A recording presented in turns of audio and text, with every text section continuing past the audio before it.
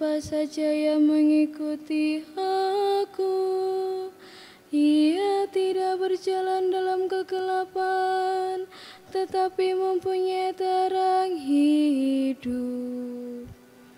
Haleluya,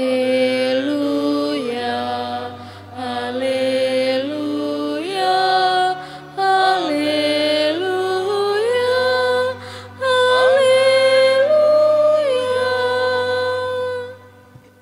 Tuhan bersamamu dan bersama rohmu.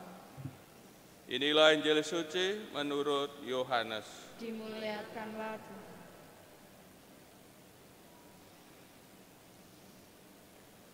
Menjelang akhir hidupnya, Yesus berkata kepada murid-muridnya,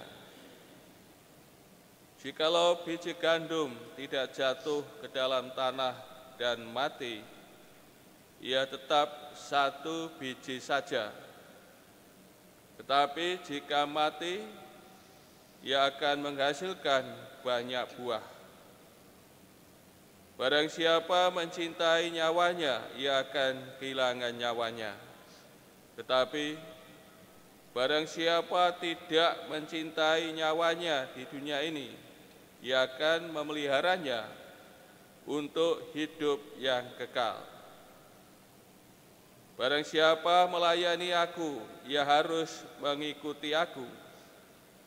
Dan di mana aku berada, di situ pun pelayanku akan berada.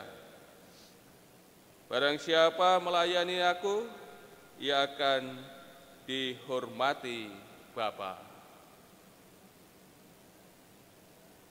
Demikianlah sabda Tuhan. Terpujilah Kristus. Saudara-saudari yang terkasih, melalui kiasan biji gandum yang jatuh ke tanah dan mati, lalu menghasilkan banyak buah,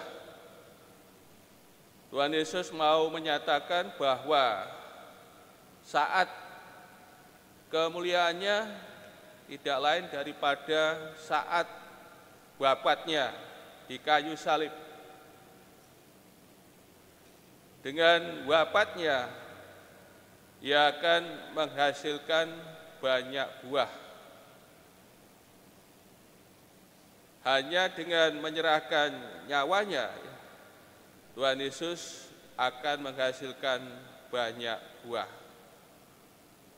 Saudara dan kasih, untuk itu kita para muridnya diminta untuk mengikuti jalan yang ditempuh oleh Tuhan Yesus Kristus sendiri.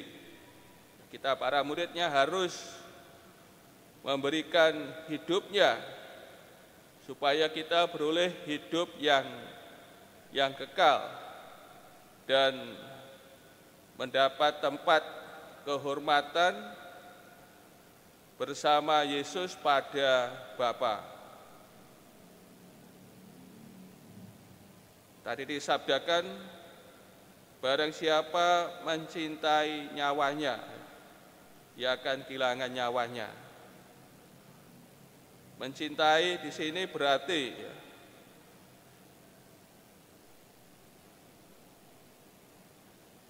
mempertahankan diri dan kepentingannya sendiri di dunia ini dengan tangan menggenggam. Semuanya hanya untuk diri sendiri. Tidak mencintai nyawanya berarti merelakan diri tanpa takut kehilangan hidup yang panah demi kebenaran. Hal ini seperti yang ditempuh oleh Tuhan kita Yesus Kristus dalam hidupnya di dunia ini. Ke dalam sabda Tuhan tadi juga murid disebut sebagai pelayan Kristus, bukan disebut hamba. Murid yang bersama dengan Yesus dengan memberikan hidupnya dan dirinya akan masuk ke rumah Bapa bersama dengan Tuhan Yesus dan akan mendapat bagian kemuliaan yang dimiliki Tuhan Yesus. Saudara-saudari kasih, teladan dari sabda Tuhan kali ini dihayati oleh diakon Laurentius sebagai diakon, ya sebagai abdi yang setia, ya mengurus apa yang dipercayakan kepadanya, bahkan ya, menyertai mengikuti Paus Sixtus kedua yang ditangkap oleh penguasa Romawi. Sebagai diakon, ia menyertai yang dilayani ya, Paus Sixtus, dan akhirnya ia pun sebagai martir yang mulia ya, dengan meninggal dipanggang hidup-hidup. Marilah dalam hidup kita senantiasa meneladan semangat hidup yang dihayati oleh diakon Laurentius ya, dalam menghayati imannya, dalam memberikan dirinya ya kepada Tuhan ya, sampai mati ya, membela imannya demi Tuhan yang dikasihi.